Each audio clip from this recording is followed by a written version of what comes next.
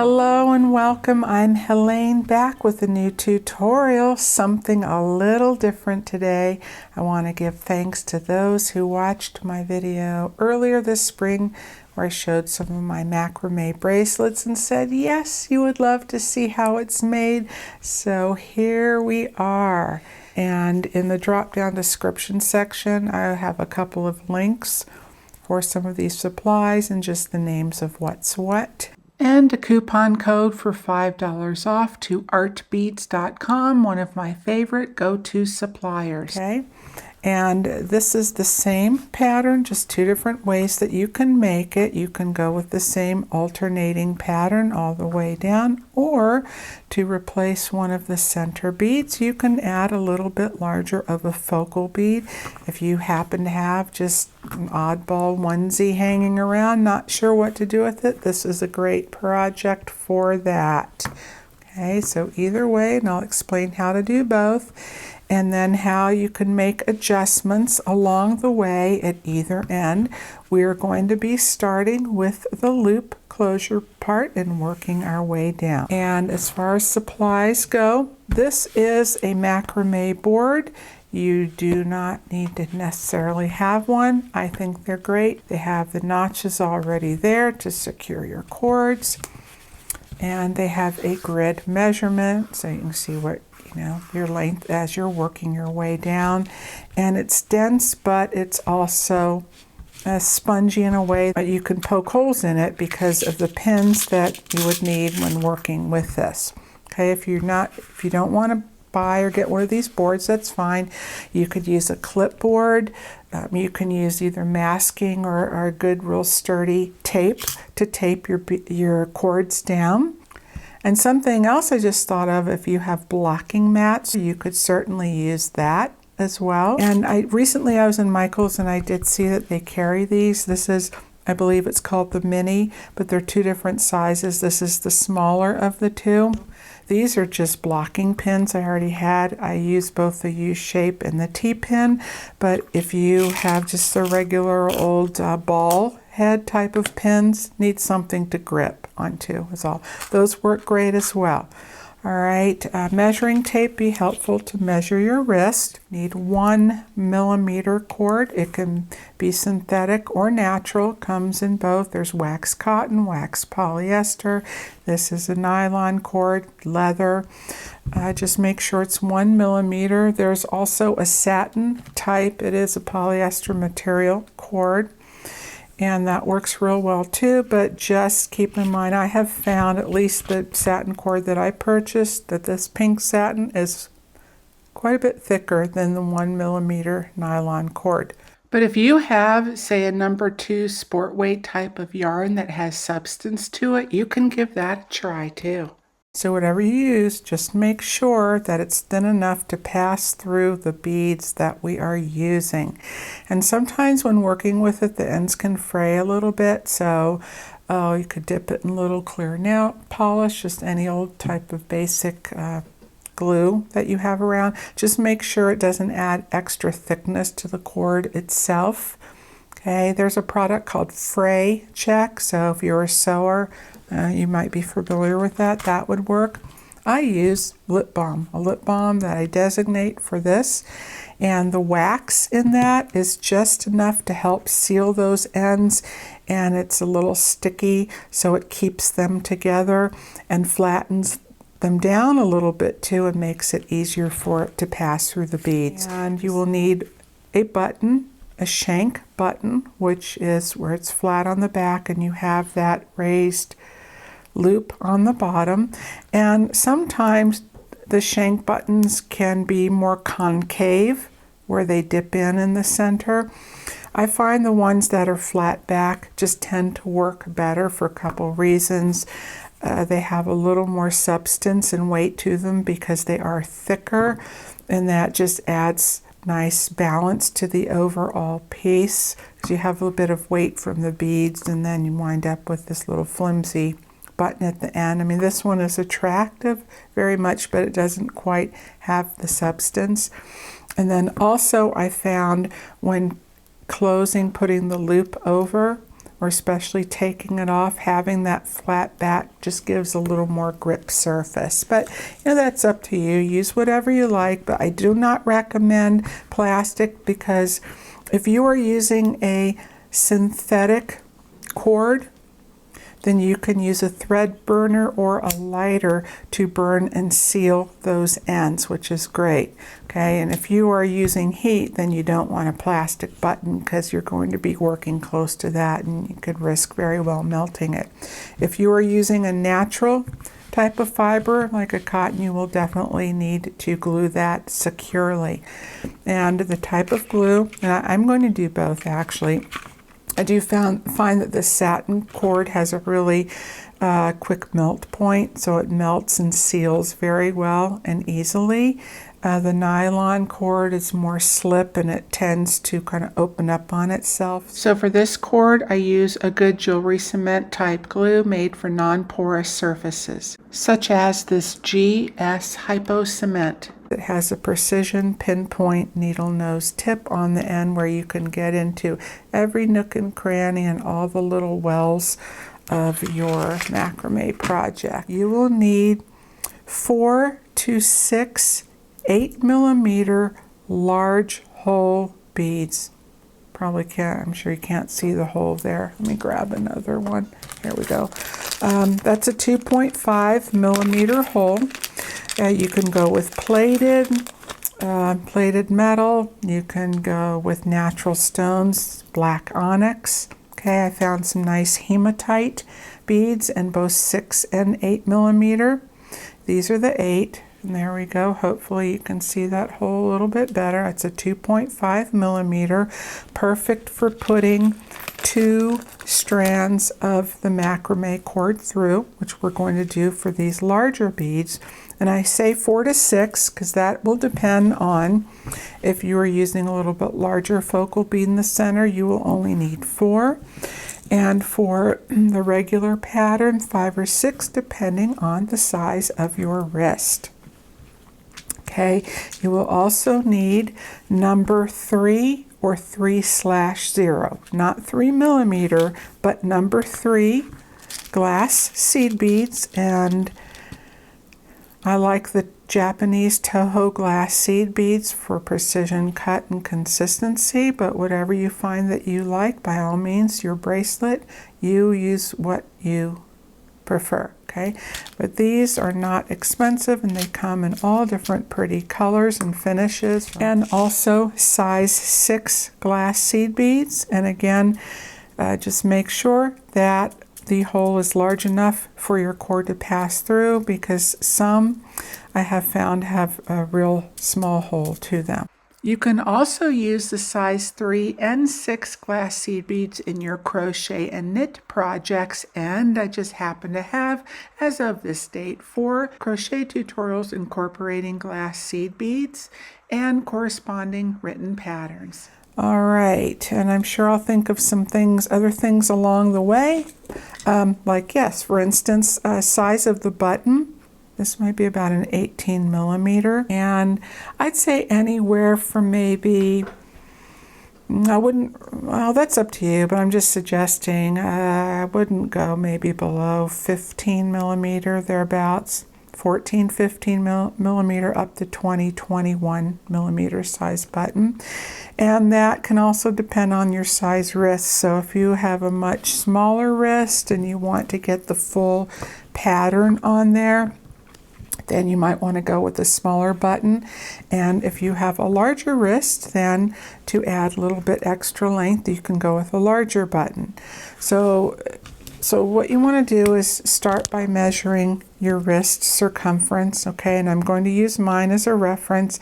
I have without doing it too snugly, and then measure where you want to wear the bracelet, because if you like to stack bracelets, you know, maybe you want this, say you have just another where it's just all stones going around, or you want to make one to go with it where it's just strung on some stretchy cord or something. You decide which one you want on top or the bottom, and then you measure this accordingly. So just where I tend to wear my bracelets, my wrist is 6.5 inches around. Okay, and then, so whatever yours is, then you add about another inch to that, which is going to include the button, not all the beads. So the total length from the top of the cord loop all the way down to the end, and 2 spots where you can make adjustments. Now, for example, on this bracelet, below the loop for the button, I did 3 square knots. Okay, so if you have a smaller wrist, maybe you want to go with 1 or 2. And then I did 2 square knots in between each set of stones. But you can make adjustments there if you want. You could do 1. If you have a larger wrist, you could do 3. And then if you get to the end where you put the button and you found out, uh-oh, I've made a little too short, that's where you can make up some of the difference and add in extra knots until that fits. So let's go ahead and get started. You will need 2 lengths of cord, one at 24 inches at 2 feet, all right, and another at 5.5 feet. Now take the shorter of your 2 cords, secure it to the surface you are working on so that half of the cord is on one side of center and half is on the other. Now with your second longer cord, take the 2 cut ends, bring them together there, so they're even, okay? Slide it on down to your loop end, and for those of you yarny people out there, this is just like attaching fringe to your project. So this is your working cord, put it underneath your holding cord, bring it up and put your 2 ends that you're holding, your 2 cords, pull those through and cinch them down. So now you have what I believe is called a lax head knot. Okay, you can put that in the center. Really doesn't matter if it slides or not, but if you want to secure that with the pins to keep it from doing so, just so it's not annoying, you can do that. But make sure whenever you pin to put it in between your cords and not through them. Now we're going to begin making our loop closure, and because we have 2 ends, I want to try to use these up as evenly as possible. So I'm going to do about half of my knots on one side of center and half on the other, but you might wind up with an odd number, and that's okay. Sometimes one cord just winds up being a little shorter than the other, but I want to try to use them up as evenly as possible. And so you need to choose your button now. Since we're making the loop, you want to make sure that loop fits.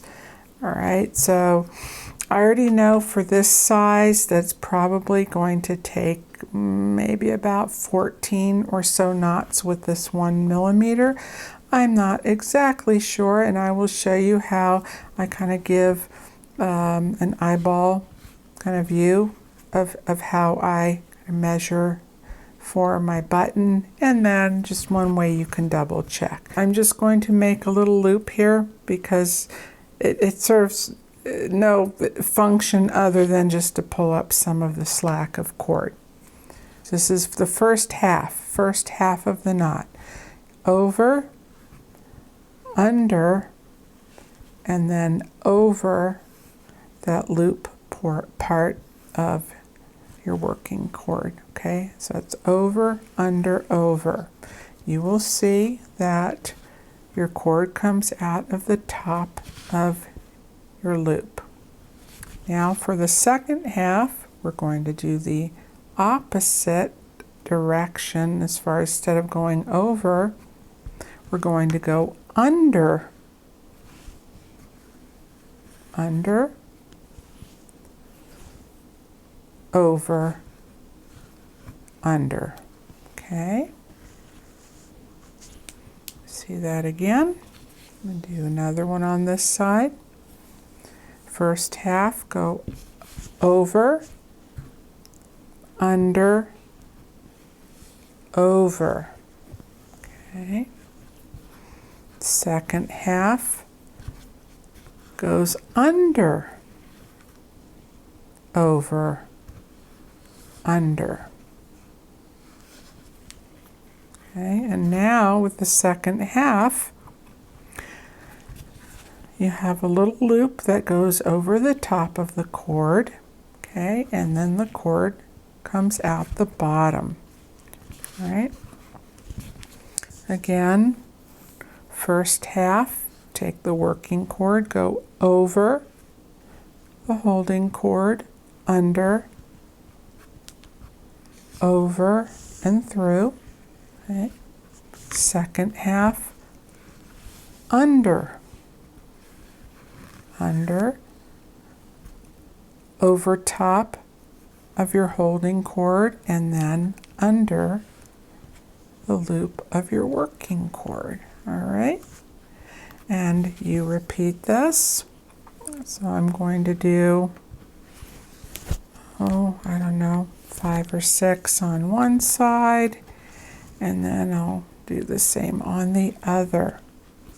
Okay, so you go ahead, work yours. When you get to the other side, you do the same, and you can do one at a time or several at a time. It's up to you. Okay, over, under, over, under, over, under. And each time, cinch your cord a little bit, make them nice and even, and make them nice and consistent. Okay, over, under, over, under, over, under. Okay, so there I have 13. I'm going to take my pin out. Then this is how I get a sense of measuring. I am not going to measure from either of the knots at both ends because that gets used up.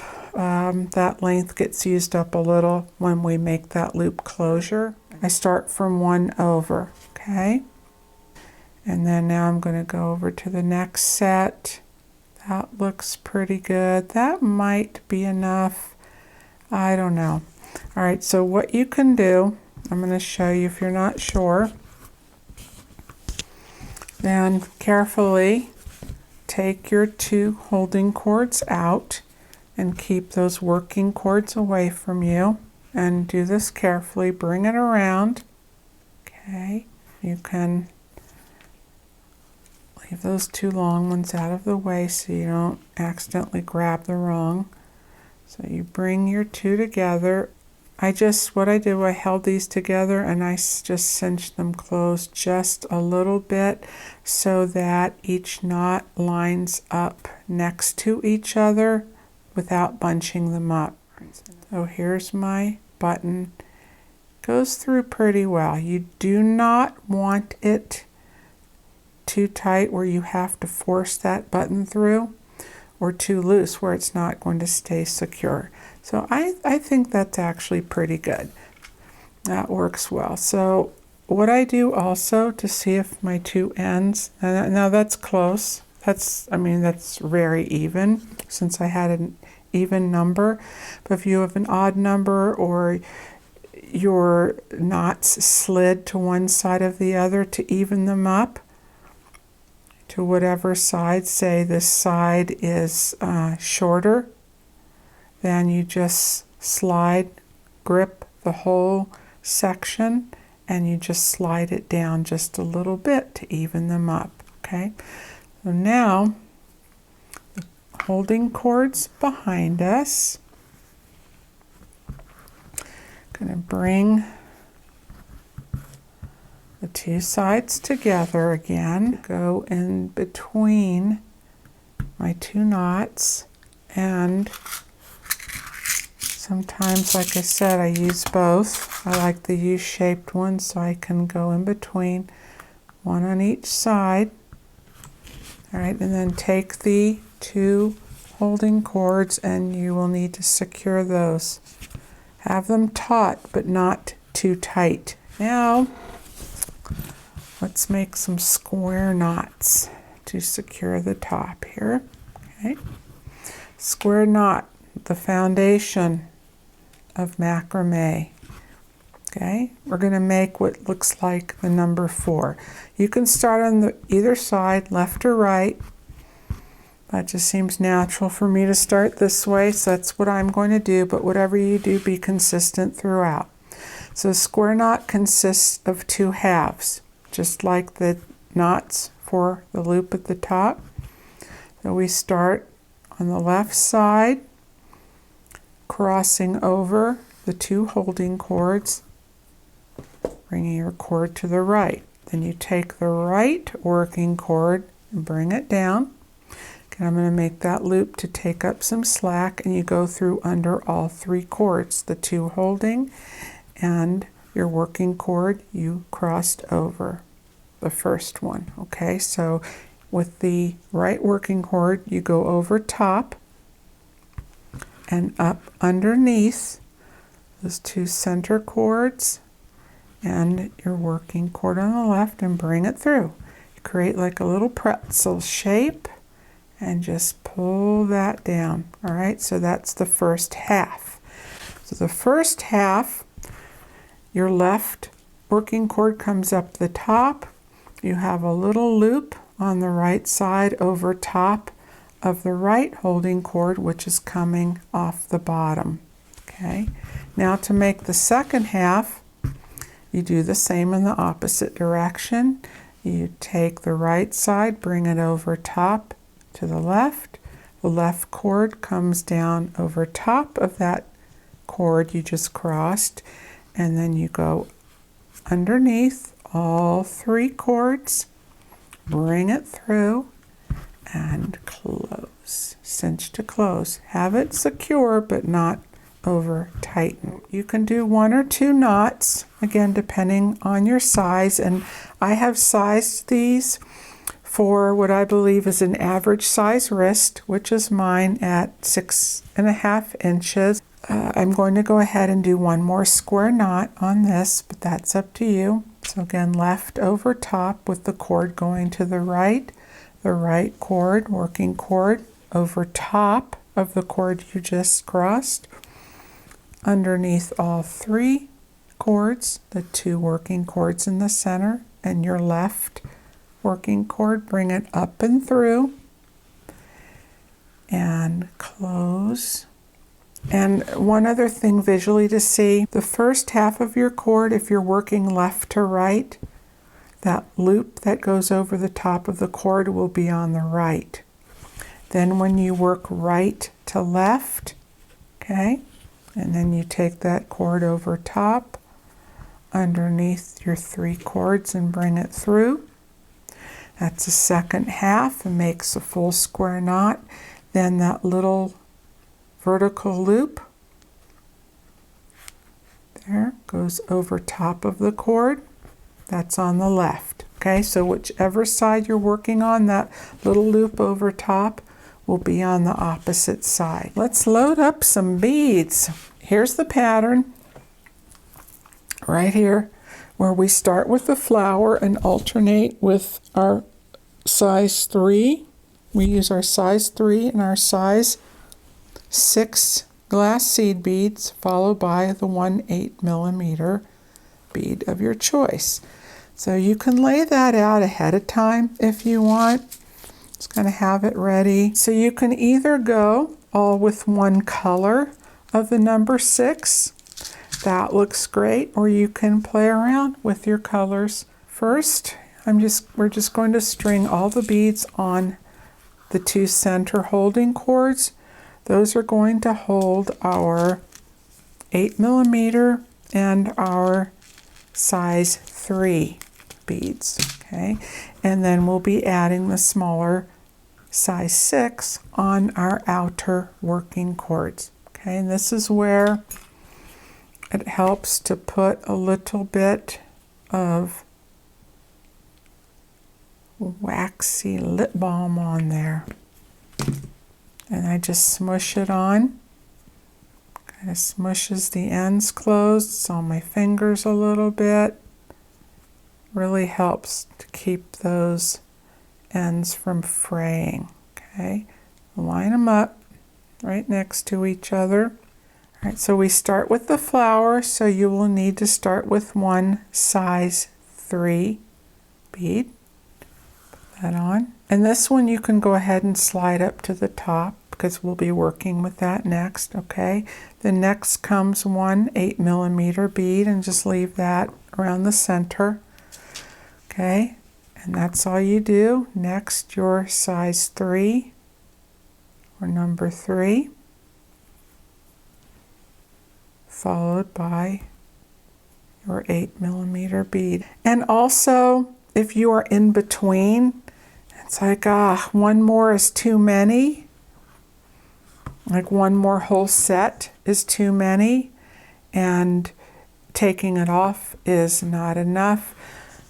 You can end with just the solid bead at the end, with the large bead. That's okay. I don't think that throws the pattern off at all, because when you bring it around, okay, you still have the alternating, so then it goes from your one large bead to your flower again. All right, and then now resecure your holding cord where it's going to stay until we get to the button, and then slide these beads towards the bottom. Okay, now get your end cords, your working cords here, and add 3 beads of the size 6 to each side, to each cord on each side there, okay? I'm going to do my little pattern.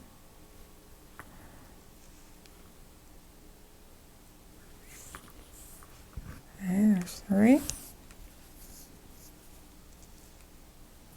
And like sometimes even the size of the size 6 can vary from bead to bead, manufacturer to manufacturer.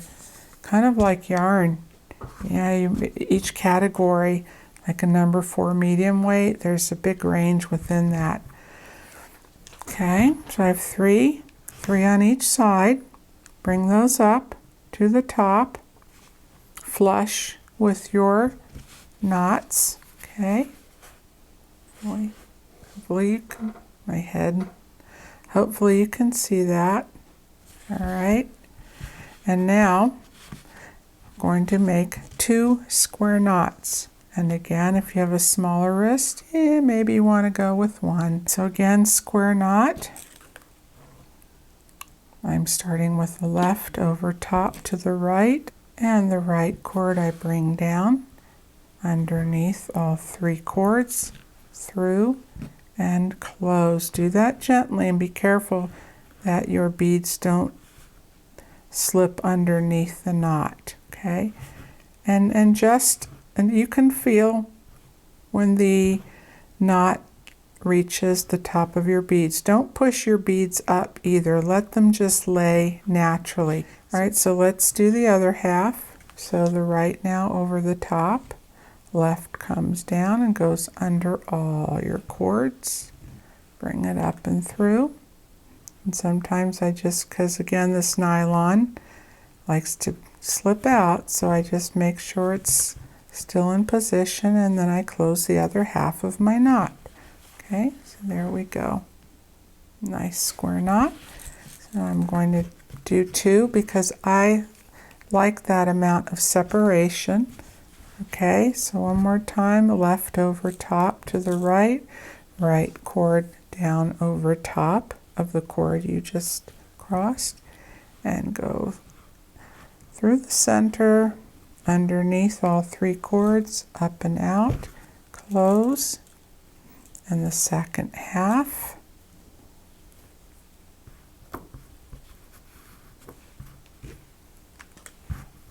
And close, okay? And keep them, don't over tighten either, just keep them even, and sorry if that was too low. There we go, okay? Just keep them nice and even. Close them so there are no gaps. Okay. And then now slide up one of the larger beads. Again, flush to the base of your knots, and make 2 square knots. Now, each has its purpose for certain designs and projects, just like any materials for making things.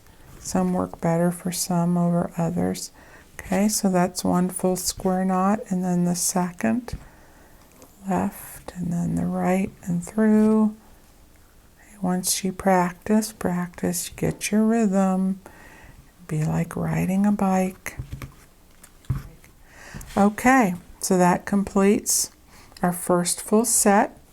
Now slide up your size 3 bead, again, flush to the base of your knots, and add 3 of your smallest, your size 6 beads on each side. So again, now we have 3 on each side.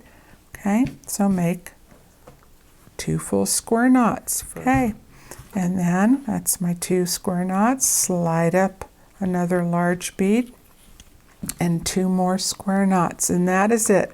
That is your repeat pattern, unless you are replacing a center bead with a larger focal bead.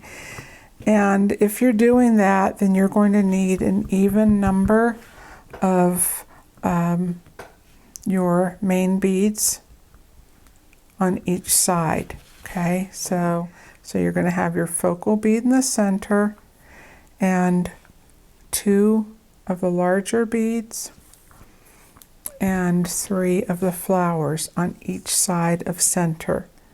Now that's how I arranged it. You can arrange them however you like.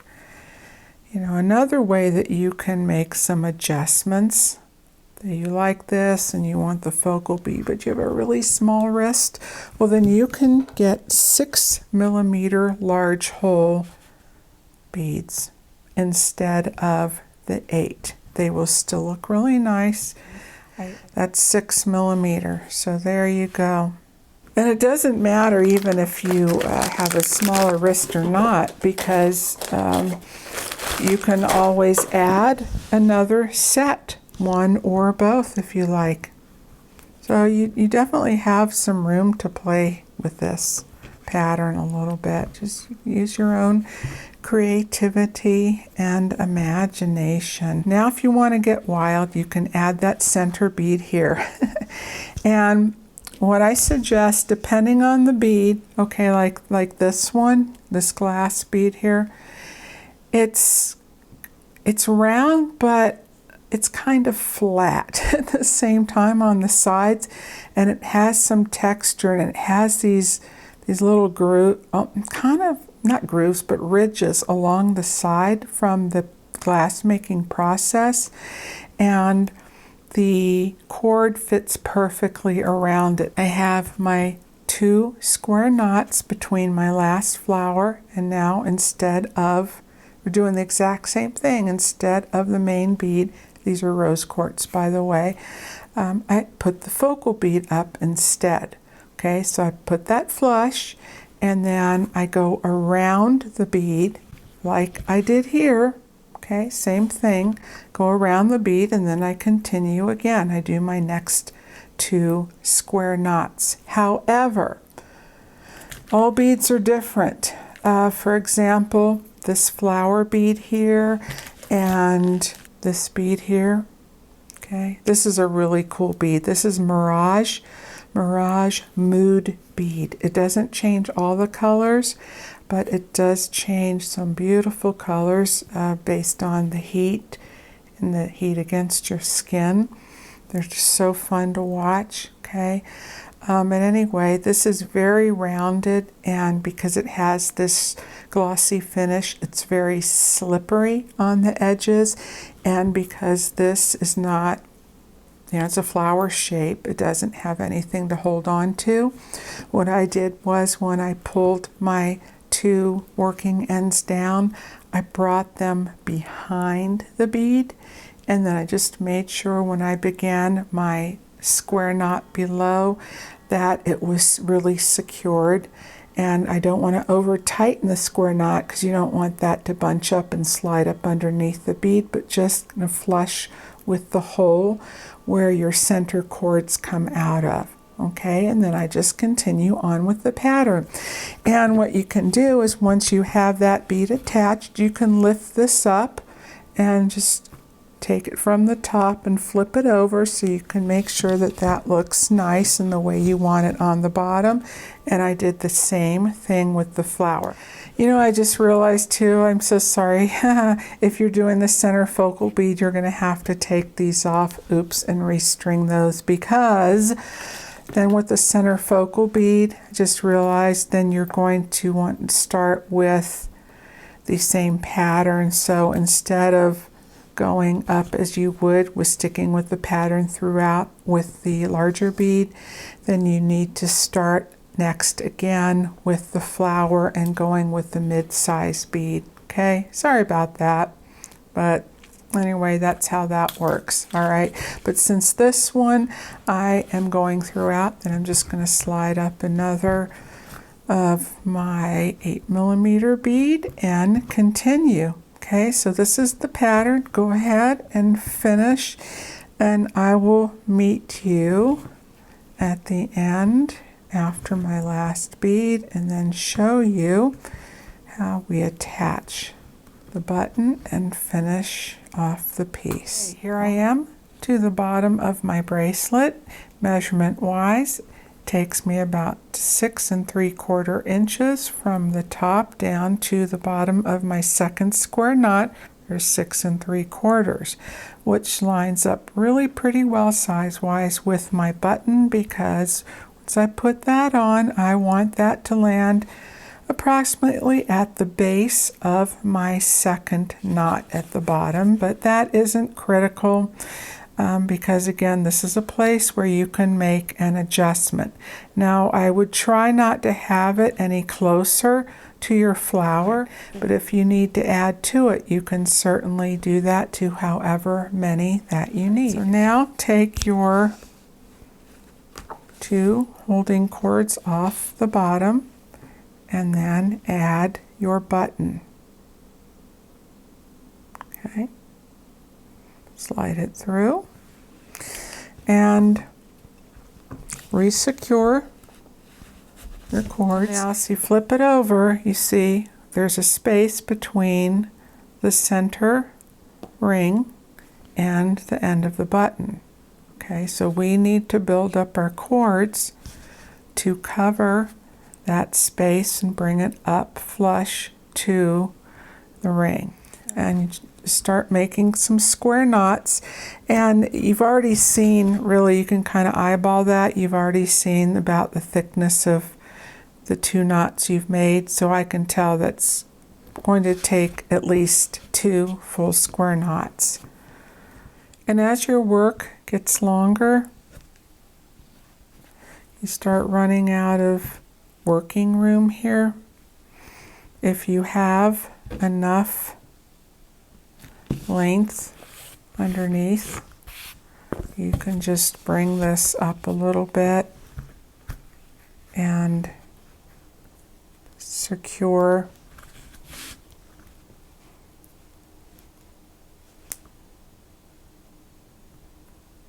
there, somewhere like that, and then I just will recinch that, bring my button down out of the way. Okay, I've already made 2 extra square knots, and then I see where that lines up. I definitely want to add a couple more knots to get that the length that I wanted.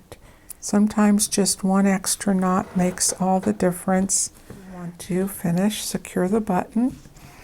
I find on most of the buttons I've used, even up to 20 inches, 2 square knots, 2 full square knots, one side then the other. Okay, that is enough. Whatever you do, do not extend it beyond the base of your button or you will see it on the outside. Okay, now I'm going to glue it, and I'll show you how to seal the ends, because this is pretty strong. Cracking a window open if you can, or work in a well-ventilated area and or wear just an N95 mask. That would help too. I'm just going to do this for a little bit. Oh, if you have a piece of paper towel or something, just even a little scrap piece, that's good to have too for any excess or if you get it dripped on your button. Okay. All right, so I just make sure all of my knots are tight. Everything's real tight at the end. But when you tighten, don't push up at the same time because it can slide your work and then cause that to be all bunched up. And then I like to separate the two strands at the top too because I'm going to get into every little nook and cranny. And I will pull that back away from the button a little easier to work with, but don't bend it. Now this will start coming out pretty quickly, so I'm going to wipe off any excess on my little paper towel because I don't want globs of glue. I want to have precision application here. And it's cooler tonight, so it is getting a little stringy. And in between the two halves of our knot, there's a little space, and it acts like a little well to collect the glue. Just put it in there. I go around that top vertical knot, both sides, and all the way around where it connects with each end of the cord. Okay, and same with the top. And where I separated them, I'll go in, I'll just kind of swipe it and then go in between the cord to get that right in there and let it drip in there a sec. And then go the same, go around the back in that little well around that vertical knot, front and back. And the glue does dry clear, so I get around that really good. And then you have to kind of work fast getting this pin back in and keep your little piece of paper towel handy, because if it's warm and it's flowing nicely, it will keep flowing. Okay, and then I just, if it oozes out over the top, I'll just wipe that down. And then I reclose it because I've been fiddling with that a little bit, and sometimes I'll even just push that down a bit more. Okay, and then that's it. Leave it alone, and I put it in a safe place where it's not going to get messed with. I like to keep the cords a little bit separate. There we go. And then I let it dry, let it cure for 24 hours. Read the instructions, okay? Now for a cord that you might want to burn to seal instead of glue, you can either, as mentioned, use a thread burner or a lighter. Go ahead and I snip it. I just leave a very small amount at the end. You could leave maybe a tiny bit more than that, but not too much. You don't want a big thick blob at the end. Okay, and I'm going to go ahead and cut that.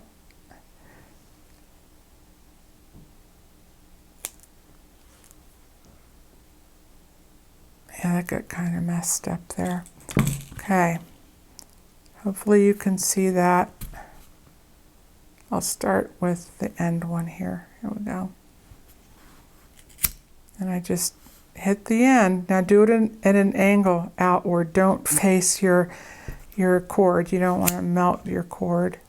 Okay, and then I just hit it until I see it melting a little bit, and then can tap it with something. Be really careful if you're using your hand, because this stuff gets super hot. There, if you tilt it and then just tap. Okay. And again.